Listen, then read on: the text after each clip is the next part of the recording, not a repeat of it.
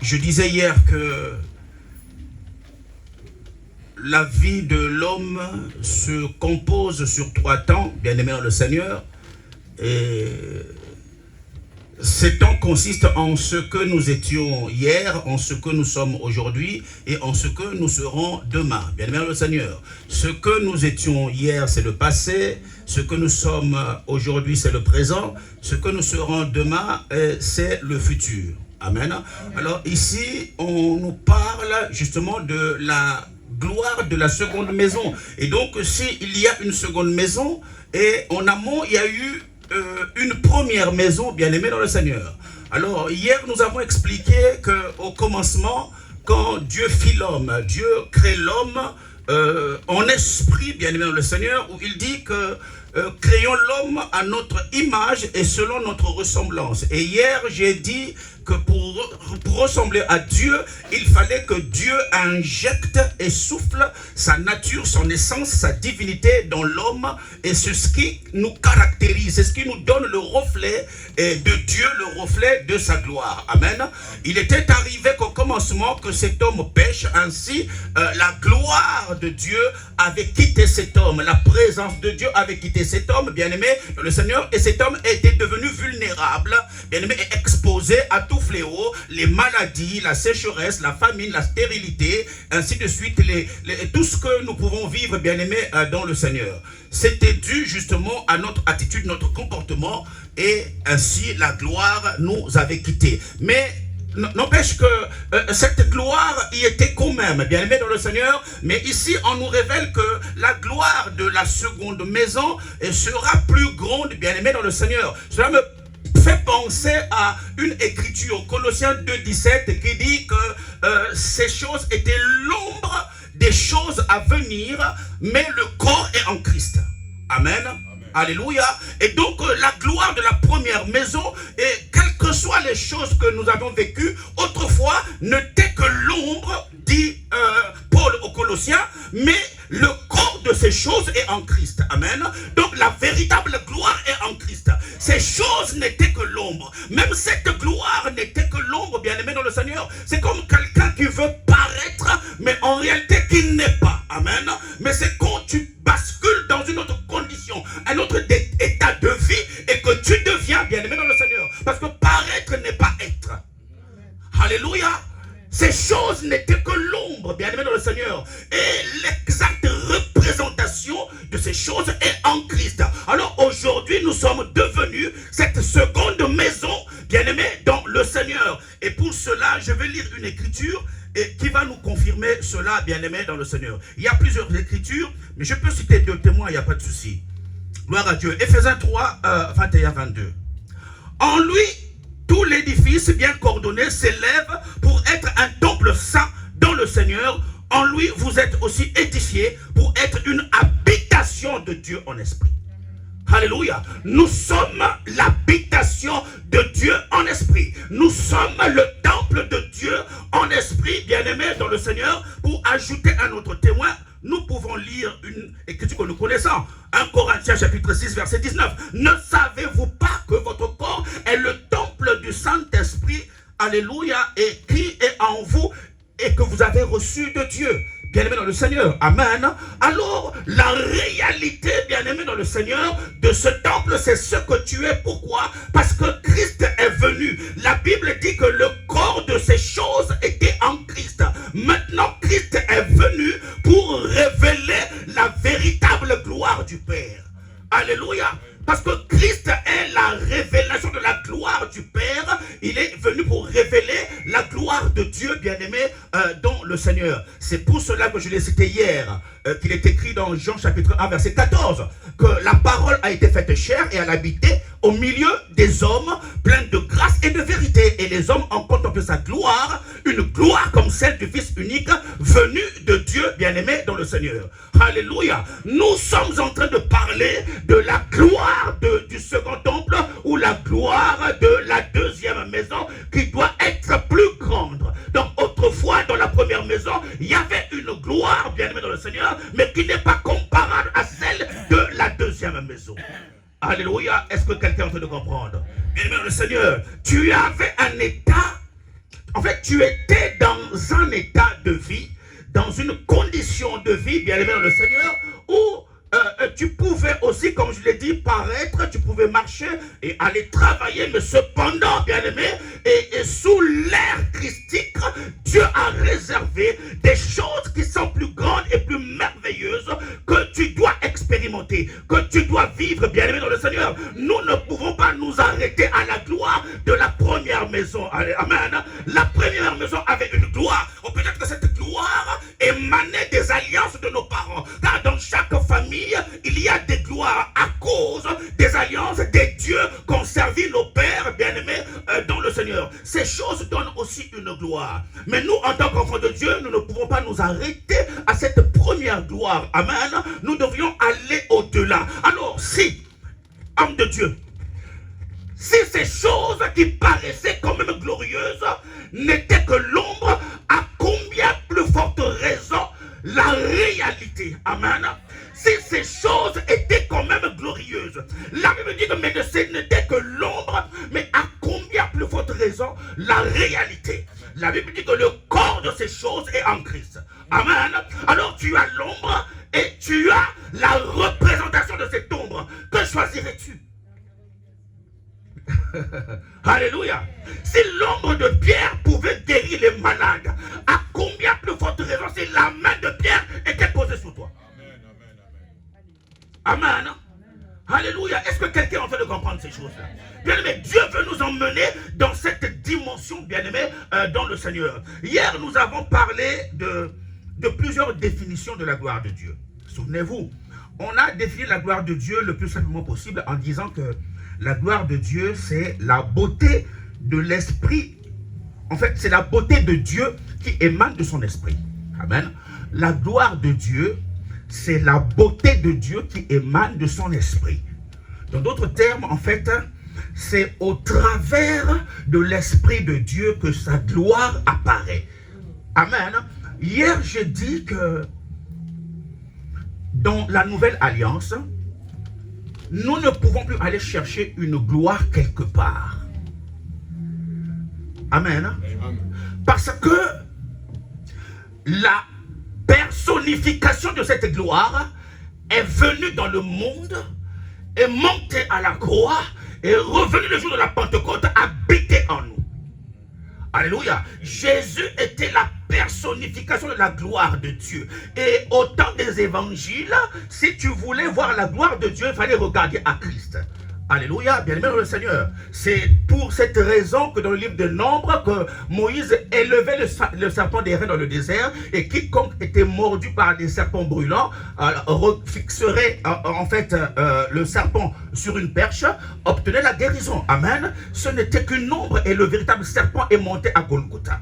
Alléluia. Et donc si aujourd'hui, alors nous devenions des observateurs, bien-aimés, attentifs au serpent des reins à la croix de Golgotha, alléluia, alors il relâchera, bien-aimé dans le Seigneur, sa gloire sur ta vie. Il relâchera, bien-aimé dans le Seigneur, tout ce dont tu as besoin. Le problème, c'est de garder les yeux fixés sur Jésus-Christ.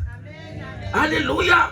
Tu ne trouveras la gloire de Dieu nulle autre part ailleurs qu'en Jésus-Christ. Amen. Alors si tu es né de nouveau, bien-aimé, d'eau et d'esprit, la gloire de Dieu s'est logée en toi au travers de son esprit. Car l'esprit de Dieu est l'esprit de gloire. Amen. Il n'y a pas une autre gloire en dehors de son esprit. Alléluia. La même gloire qui est au-dedans de toi. J'ai parlé hier d'un catalyseur. Ici, aujourd'hui, tu te sers d'un catalyseur. Tu déclenches alors la réaction de la gloire de Dieu. Ainsi, cette gloire se manifestera. Et j'ai parlé ici de plusieurs catalyseurs qui pouvaient être la vie de sanctification. C'est un catalyseur pour déclencher la gloire de Dieu en vie au-dedans de toi. La consécration, bien-aimé, l'attitude que tu as, ton comportement, bien-aimé dans le Seigneur, tes fréquentations, amen. Alléluia. C'est des catalyseurs et qui nous servent à déclencher la manifestation, la réaction chimique de la gloire de Dieu pour qu'elle se répande autour de nous et dans différents domaines de nos vies. Est-ce que quelqu'un peut le comprendre? Alléluia, bien-aimé dans le Seigneur. C'est vrai que comme hier, Dieu a libéré une gloire dans cette salle, bien-aimé dans le Seigneur, et qui nous a mis en débandade hier. La gloire de Dieu était manifestée, mais elle n'est pas venue d'ailleurs, de l'Orient ou de l'Occident. Cette gloire s'est manifestée seulement ici même. Elle a quitté le corps et s'est transformée en une atmosphère, bien-aimée dans le Seigneur, et dans laquelle nous avons baigné hier. Est-ce que quelqu'un peut le comprendre? J'ai parlé d'une autre dimension de la gloire de l'ancienne alliance. Vous savez, j'ai dit aussi hier que la gloire peut prendre une forme, un corps. La gloire de Dieu, comme de l'ancienne alliance, prenait un corps. Amen. Nous venons de lire dans le livre d'Exode où Moïse a rencontré cette gloire au travers du buisson ardent. Amen. La Bible dit que ce feu, en fait, cette présence de Dieu, cette gloire de Dieu était comme un feu dévorant. Alléluia. Maintenant, souvenez-vous que dans la marche des enfants d'Israël dans le désert, la gloire de Dieu prenait la forme alors d'une nuée qui les guidait en fait devant eux pour les conduire dans le désert, et aussi la même gloire se manifestait derrière eux en colonne de feu, amen, et pour les éclairer et les séparer entre le camp des enfants d'Israël et le camp de Pharaon qui était à leur poursuite. C'est la même gloire, amen, cependant qui prenait plusieurs formes. Est-ce que quelqu'un peut le comprendre? Alléluia. Cette gloire n'a jamais changé. C'est la personne de Christ. Elle n'a jamais changé. Seulement dans l'ancienne alliance, elle venait sur, mais aujourd'hui elle est dans. Est-ce que tu comprends? Alléluia. Si tu es né de nouveau, cette gloire est en toi, mais c'est à toi de la faire manifester. Est-ce que tu comprends? Alléluia. Mais puisqu'il s'agit de la seconde maison, la première maison c'est l'ancienne alliance. La première maison c'est la maison d'Israël. La première maison, nous sommes la seconde maison, et dans laquelle doit être manifestée une gloire plus grande que celle qui était de la première maison. Est-ce que quelqu'un peut le comprendre? On ne parle plus du temple de Salomon aujourd'hui. On ne parle plus des temples d'assignation. On ne parle plus du tabernacle. Alléluia. On parle d'un temple spirituel qui est ta vie, ton corps, ta personnalité, et en qui la gloire de Dieu est venue se poser. Alléluia. C'est pour ça que tu dois faire attention à ta vie. Tu dois faire attention à tes fréquentations. Tu ne dois pas aller n'importe où. Tu ne dois pas parler n'importe comment, fréquenter n'importe qui. Alléluia. Bien dans le Seigneur. Dieu n'a pas de problème à manifester sa gloire. Tout simplement, bien aimé, il nous a donné son esprit. C'est pour ça que, regardez, c'est des b.a.-ba de la vie chrétienne. Quand Paul dit, par exemple, dans Galates 5, 16, que je dis marcher donc selon l'esprit. C'est des petites choses pour un chrétien de nouveau. Je dis donc marcher selon l'esprit et vous n'accomplirez pas les désirs de la chair. Ce n'est pas plus compliqué que ça. Bien aimé dans le Seigneur, est-ce que tu comprends? Alléluia. Alors, qu'attends-tu de Dieu? Qu'attends-tu que Dieu fasse pour toi? Est-ce que tu es prêt à faire ta part? Est-ce que tu es prêt à faire ta part pour que tu expérimentes cette gloire? Est-ce que quelqu'un peut le comprendre? Alléluia. Bien aimé dans le Seigneur, Jésus est un mystère. La gloire de Dieu est un mystère, bien aimé dans le Seigneur. Alléluia. Alors, si la Bible dit que Dieu fait de ses anges des vents et de ses serviteurs des flammes de feu. Alors la Bible dit que la gloire de Dieu est comme un feu dévorant. Alors Dieu fait de toi un feu, mais tu deviens Dieu dans sa gloire. Yes. Comme Moïse rencontre Dieu sur le mont Horeb, en réalité, Moïse était imprégné de la gloire de Dieu. Alléluia. Et maintenant, alors pour le confirmer, il dit à Moïse, vois, je te fais Dieu devant Pharaon. Mais en réalité, Dieu parlait de sa gloire qui était imprégnée dans Moïse. Il dit, tu deviendras Dieu pour Pharaon. Et quand tu deviens Dieu, tu parleras comme Dieu, tu commanderas comme Dieu. Alléluia, alléluia. Et c'est la gloire de Dieu qui le fait. Bien aimé dans le Seigneur, amen. Hier, en priant, homme de Dieu, on a dit, je reviens d'abord. Je n'ai pas terminé la définition de la gloire. Alléluia. Je veux encore la définir en hébreu, en grec, comme vous le savez. Que c'est la kabod. Amen. Vous l'entendez souvent. La gloire est appelée kabod en grec. Alléluia. En réalité, le mot kabod, en fait, est relatif aux activités commerciales.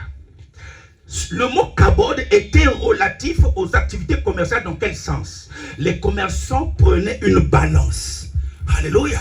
Ils mettaient le poids pour pour peser, pour voir et quelle est la balance penche de quel côté. Alléluia. C'est là où on parle de la kabod qui veut dire poids, peser. Donc la gloire te donne un poids, te donne de peser sur la terre des hommes. C'est pour cela que ici, après ma prédication, le Saint-Esprit m'a dit, introduit ce point de prière, que le poids de la gloire de Dieu va écraser tes ennemis. Alors, si la gloire de Dieu est un poids, alors le poids de la gloire de Dieu écrasera les alliances qui te combattent, écrasera ceux qui réclament ta vie, écrasera la stérilité, écrasera l'infécondité, écrasera les maladies. Le poids de la gloire de Dieu. Oh que oui, la gloire exerce aussi un jugement. Amen.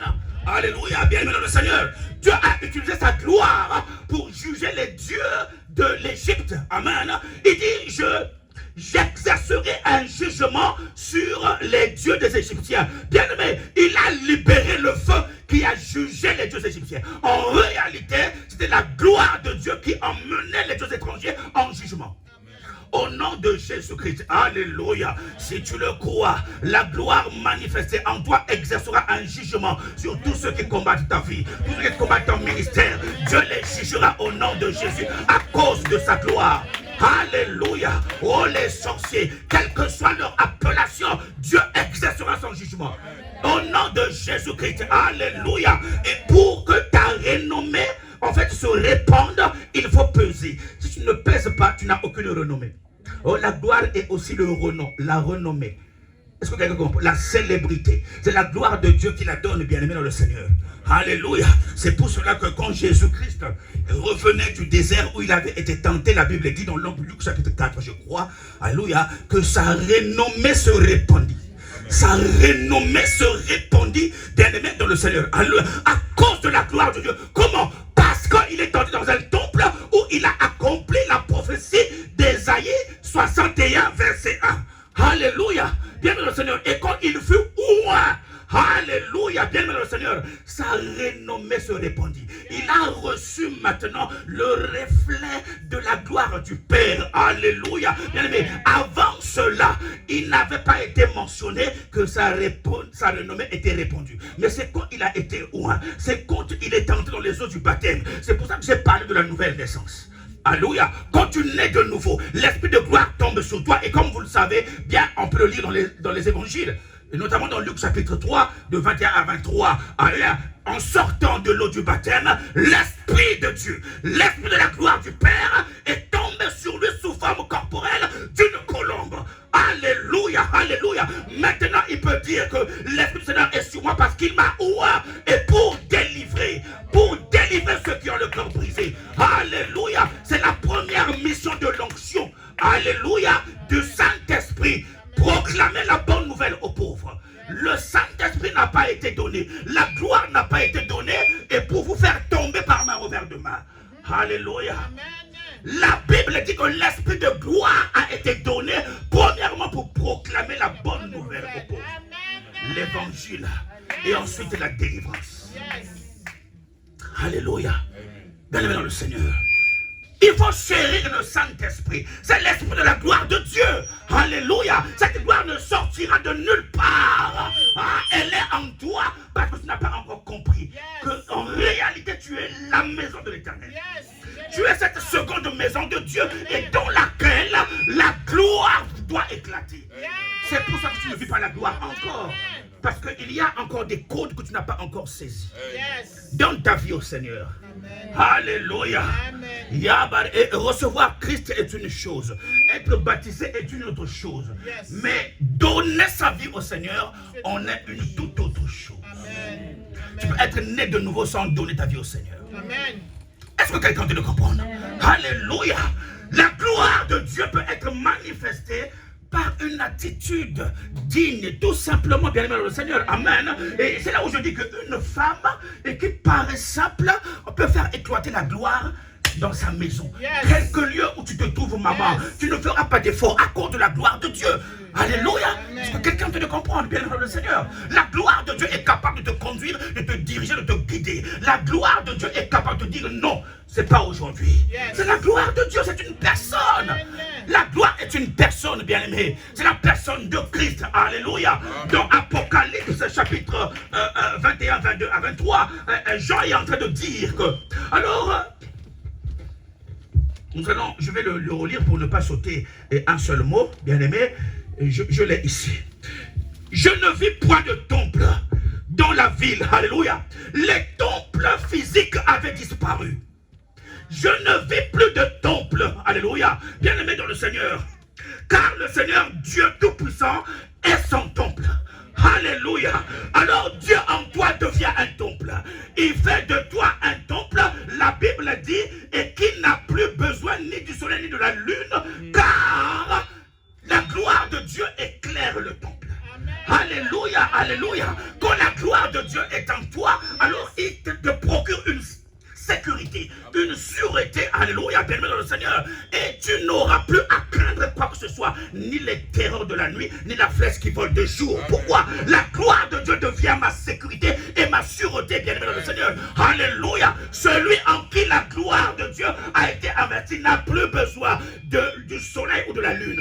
Je ne dis pas qu'il ne faut plus marcher sur le soleil. Comprends le langage spirituel. Est-ce que quelqu'un le comprend? Alléluia. Ça veut dire je ne marcherai plus dans les ténèbres. La gloire de Dieu devient ma lumière. Alléluia. Je ne subirai plus les affres des ténèbres ou les activités des ténèbres ne prévaudront point contre elle. L'Église, comme Jésus a dit à Pierre dans Matthieu chapitre 16. Est-ce que quelqu'un est en train de comprendre? Il dit, les portes du séjour des morts ne prévaudront point contre elle. L'Église, à cause de la gloire de Dieu déposée dans l'Église. Tu es l'Église du Seigneur. Pourquoi la mort est autour de toi? Pourquoi la mort sévit dans ta vie? Pourquoi la mort apporte la sécheresse, la mort physique, les maladies? Ce sont les activités des portes de séjour des morts. La pauvreté, la condamnation et tout ça, le célibat et tout ça. Pourquoi? Si en toi, Dieu a investi sa gloire, bien-aimé dans le Seigneur, pourquoi ces choses collent à ta peau? Pourquoi ça ne marche pas? Pourquoi le chômage est tapis à ta porte?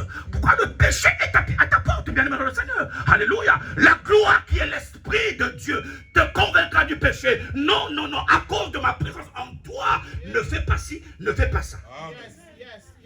Alléluia. Non, nous voyons trop la gloire de Dieu comme la bénédiction. Non, non, non. La gloire de Dieu t'imposera la crainte de Dieu. À cause de la gloire de Dieu, tu craindras l'Éternel. Tu vivras dans la sanctification, dans la consécration, bien-aimé, dans le Seigneur. Alléluia. À cause de la gloire de Dieu, bien-aimé dans le Seigneur, tu craindras le nom de l'Éternel. Oh, tu deviendras un adorateur redoutable à cause de la gloire de Dieu. Alléluia. Quand la gloire de Dieu est sur ta vie, on t'appellera plus viens à l'église. Quand viens à l'église, viens quand viens à la gloire de Dieu sur ta vie. Alléluia. La gloire du second temple. Les gens voient trop et peut-être que c'est la faute de nous les prédicateurs. Parce que quand on parle de la gloire, les gens, prospérité, ouais, tu seras riche, tu vas voyager, alléluia. Celui qui a la gloire de Dieu ne cherche pas les voyages viendront. Autant marqué par Dieu, ça viendra, alléluia, ça viendra, bien-aimé dans le Seigneur. Est-ce que quelqu'un doit comprendre cela? Je ne peux plus chercher les mêmes choses que cherchent les païens à cause de la gloire de Dieu. Je reflète la gloire de Dieu, je reflète la présence de Dieu. Et quand tu me regardes, en réalité tu ne me verras plus, mais tu verras le reflet de sa gloire. Est-ce que quelqu'un doit comprendre ça? Alléluia. Mais cela requiert aussi de payer un prix, alléluia. Il faut payer un prix, bien-aimé dans le Seigneur. Alléluia. Le prix de ta consécration, il faut que tu te sépares des penchants, bien-aimés, qui n'édifient pas. Je ne dis pas que tous les penchants sont mauvais. Il y a des penchants qui n'édifient pas, je dois m'en séparer. Alléluia. Je ne peux pas être en jeûne et me vaquer aussi à mes penchants. Allez, Facebook, aux réseaux sociaux, qui a répondu à un tel? Tu es en jeûne. Alléluia. Dès qu'il y a une notification, mais tu entres en prière. Dès que le téléphone sonne, une notification, tu vas regarder. Hey, attends, mais où est la gloire de Dieu? Elle va se manifester comment? Vous comprenez ça? Alléluia. C'est un problème des chrétiens du 21e siècle. Bien-aimés dans le Seigneur. Et malheureusement, il y a aussi des hommes de Dieu qui sont dedans, qui sont mondialisés. La mondialisation. Est-ce que quelqu'un comprend? Alléluia. Ça dit que je ne vis pas en dehors du temps. Bien aimé, je suis dans le temps. Alléluia. C'est pas parce que je suis dans le temps que je ne dois pas avoir la révélation de ce temps. Bien aimé, or, la révélation de ce temps, ça implique que je discerne ce qui est en train de se passer et avoir une lecture générale, spirituelle des choses qui se produisent dans le monde. À cause de la gloire de Dieu. Alléluia. Regardez à quelle dimension Dieu a utilisé Moïse. Alléluia. Moïse, bien aimé dans le Seigneur. Alors, Moïse, avant le Sinaï, c'était le genre de peureux. Il y a aussi des chrétiens comme ça, peureux, qui ne sont pas audacieux à commencer les choses. Il n'est nullement mentionné dans la Bible que Moïse bégayait. Non, non, non. Du palais du Pharaon, là où il a été élevé, jusqu'au mont Sinaï, en passant par Jéthro, Moïse n'a jamais bégayé. Mais quand Dieu se révèle à lui, il lui donne une mission à moi. Je ne sais pas parler. À toi, Moïse, tu as dirigé l'Égypte. Tous les travaux et qu'ont effectué les enfants d'Israël à Goshen partout. Et aujourd'hui, tu veux présenter ton bégayement. Alléluia, c'est l'image de la peur. Les chrétiens ont peur. Pourquoi? Parce que vous n'avez pas conscience et du dépôt que Dieu a mis en vous. Yes. Alléluia. Oh Moïse, non, non, non, attention, je vais te tuer Moïse. Alléluia. D'où est-ce que tu me sors ce bégayement? Bon, c'est pas grave, je mettrai Aaron à côté de toi, il parlera. Est-ce que Moïse ne parlait pas à Pharaon? Est-ce que Moïse ne commandait pas toutes ces choses? Toutes ces plaies bien-aimées dans le Seigneur. Alléluia. Tu as encore peur alors que tu sais, et on t'a déjà dit, tu as déjà reçu plusieurs prophéties, tu serviras le Seigneur, il y a un don prophétique en toi et tout ça, tu as encore peur de faire les choses. Attention, Dieu peut te tuer. Alléluia. Laisse la gloire de Dieu couler sur ta vie. Ne te dis pas que je suis encore jeune. Oh ouais, je suis encore jeune. Attention, je t'annonce que tu es plus vieux que David, tu es plus vieux que Joseph, et quand Dieu s'est révélé à eux, il n'avait que 17 ans. Alléluia. Tu es plus vieux. Bien-aimé dans le Seigneur. Alléluia. Est-ce que quelqu'un doit le comprendre? La destinée est glorieuse. Bien-aimé dans le Seigneur. La destinée est glorieuse, bien-aimé dans le Seigneur. Et au point où, alors, le jeune Joseph a préservé la destinée, a préservé cette gloire en refusant de tomber avec la femme de Potiphar. À cause de la gloire que Dieu a déposée. En réalité, une destinée est une gloire que Dieu dépose dans ta vie. Alléluia. Et ça se préserve, ça se protège. Ça se préserve et ça se protège, bien-aimé. Alléluia. Adam n'a pas été capable de préserver cette gloire. Alléluia. L'ainsi dit l'Éternel. Tu mangeras, tu ne mangeras pas. Il a été incapable de ne pas manger. Et pourtant, il a mangé ici, il a mangé là. Alléluia. Mais Dieu dit ici, tu ne mangeras pas. Incapable de préserver cela. La gloire l'a quitté. C'est pour cela qu'un jeune homme de 33 ans a payé le prix à sa place. Amen. À la croix de Golgotha. Et quand Adam était chassé du jardin d'Éden, je l'ai dit 1000 fois, alléluia, ils ont été expulsés de l'environnement glorieux. Alléluia. Et Dieu avait disposé des chérubins avec des épées flamboyantes. Quiconque entrerait serait percé. Alléluia. Un jeune homme est arrivé. La seconde gloire est arrivée. Le second Adam est arrivé. Un second temple est entré en scène. Et monté à la croix. Il a ouvert ses mains. Percez-moi, percez-moi. Je vous ferai retourner dans l'Éden. Percez-moi. Il a payé le prix. Alléluia. En réalité, prophétiquement, ce sont les chérubins de la porte de l'Éden qui lui ont percé le côté et pour nous faire retourner dans l'Éden. Vous comprenez? Il y a toujours un prix à payer. Pourquoi la gloire de la seconde maison agisse dans ta vie? Tu dois payer le prix. Amen. Tu dois payer le prix, bien aimé. Sinon, ce serait facile. Alléluia. Sinon, un païen peut dire, ah, écoute, je vais accepter le Seigneur. Je vais aller aussi qu'on me baptise pour que cette gloire aussi commence à agir. Sinon, ce serait facile. Les gens n'arrivent pas à payer le prix. Alléluia. Et quand Dieu nous demande de n'avoir qu'un seul Dieu, il a dit à Israël dans Exode 20 verset 3, je crois 3 ou 4, tu n'auras point d'autre Dieu devant ma face. C'est le prix à payer. Ça veut dire tourne le dos à d'autres dieux pour que tu vives, expérimentes la gloire de Dieu dans sa plénitude. Est-ce que quelqu'un est en train de comprendre? Pour que tu deviennes, que tu cesses de paraître.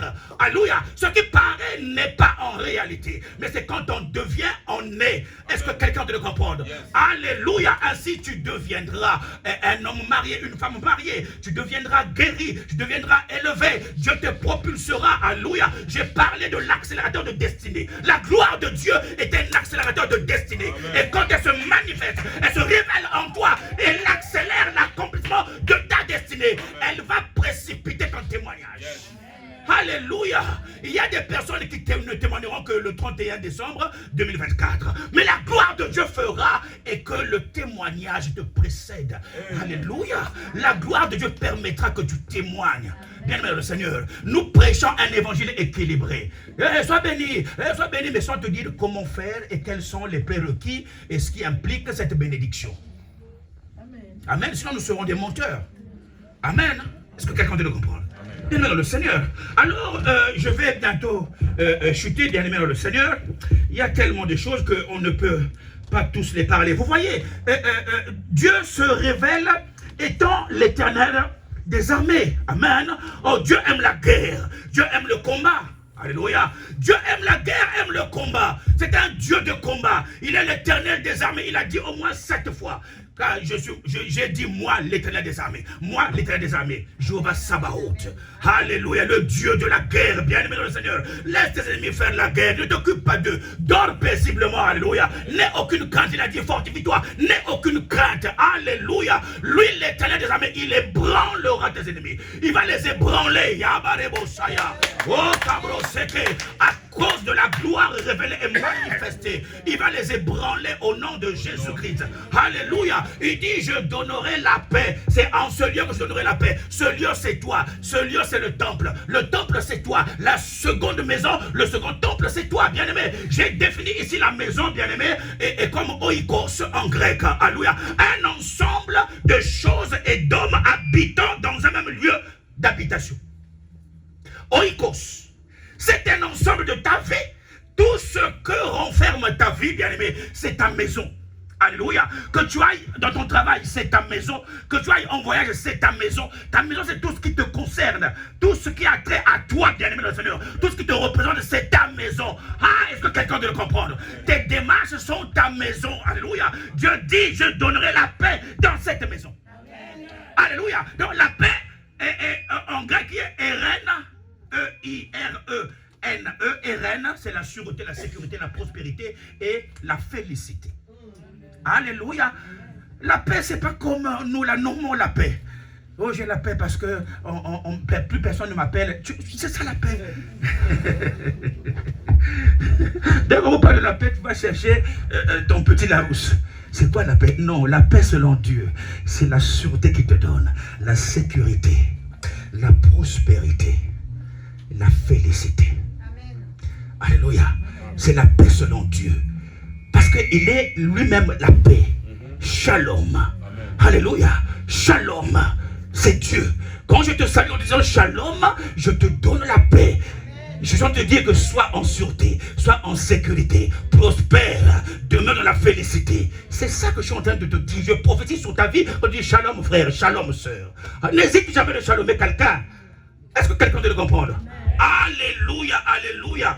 Oui, bien aimé le Seigneur. Le temple, c'est Jésus-Christ. Jésus est la gloire de Dieu. Et comme Siméon l'a révélé dans le temple, dans le tabernacle. Amen. Quand on lui présente le bébé Jésus, il dit maintenant Seigneur, ton serviteur peut partir, alléluia, parce que ton serviteur a vu le salut d'Israël. Il ne s'arrête pas là, alléluia. J'ai vu le salut d'Israël, alléluia, et lumière qui éclaire les nations, et gloire d'Israël, ton peuple. Il nomme Jésus, et non seulement lumière des nations, et gloire d'Israël. Alléluia. Siméon, Luc chapitre 2. Vous lirez à partir du verset 25. Versets 30, 31 et 32. C'est Siméon qui le dit. bien aimé dans le Seigneur. C'est ce qu'il attendait, qu'il voie de ses yeux la gloire d'Israël. C'est Jésus-Christ. Quand on l'a introduit dans le temple, il l'a déclaré, il l'a prophétisé. Mes yeux ont vu la gloire d'Israël. C'est la personne de Jésus-Christ. Oh, quiconque reçoit Jésus, reçoit la gloire de Dieu dans sa vie. Amen. Alléluia. En réalité, quand tu sers le Seigneur, tu le sers dans sa gloire. Et des choses glorieuses doivent se manifester. C'est pour cela que même un ministère doit être accompagné des signes, des miracles et des prodiges émanant de la gloire de Dieu. La gloire de Dieu, c'est le surnaturel pour les hommes et le naturel de Dieu. Alléluia. Parce que lui-même, il est gloire. La gloire de Dieu ne l'étonne pas lui parce que c'est son naturel. La gloire devient surnaturelle pour nous les hommes. Pourquoi? Parce que nous sommes à un niveau. La gloire nous emmène à un autre niveau et nous pouvons parler du surnaturel. Alléluia. Je lève ma main et je proclame qu'en cette année 2024, oh, que la gloire de Dieu fasse apparaître les prodiges dans ta vie. Que le miracle t'accompagne au nom de Jésus-Christ. Oh, Rabo Sekeyama, Ribakateyama Rebro, à cause de la gloire de Dieu. Maribro Seketebro, que le difficile devienne facile, l'impossible devienne possible à cause de la gloire de Dieu. Au nom de Jésus-Christ, je suis en train de prier pour les ministères. Rebo Sekete, Yama Ribo Saya, que la gloire de Dieu fasse exploser les ministères, les dents enfouies en toi, les dents étouffées verront le jour à cause de la gloire de Dieu. Oh, reste fidèle, reste consacré à l'Éternel, reste sanctifié, Yamarebo. Oh, accepte de payer le prix. La gloire de Dieu se révélera, se manifestera, elle s'éclatera au nom de Jésus-Christ. Oh, Rabashekereboske, je ne me plains pas comme tous les hommes. Non, non, je ne me plains pas comme tous les hommes. Je sais que la gloire de Dieu m'a fait voir des promesses. Homme de Dieu. Nous avons des promesses, cependant, et qui ne sont pas encore réalisées. Mais ça, ce n'est pas un problème. Alléluia. Je sais que Dieu avait fixé un temps pour la manifestation de ces choses. C'est parce que je sers le Seigneur, oui, Seigneur, et que je commence à amener Dieu au jugement. Bien aimé, Dieu n'est pas dans tout ça. Alléluia, alléluia.